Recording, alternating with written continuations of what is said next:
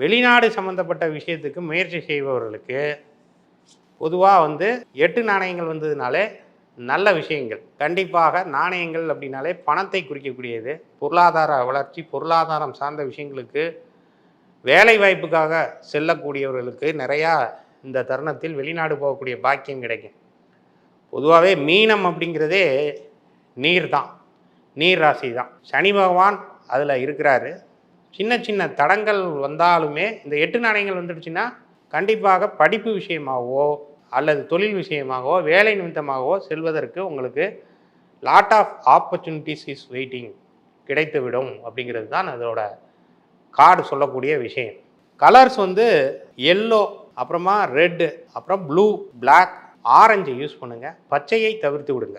தானம் செய்ய வேண்டியது அரிசி தானம், நெல் தானம், அப்புறமா பறவைகளுக்கு நிறையா அந்த தானியங்களை வழங்குங்க.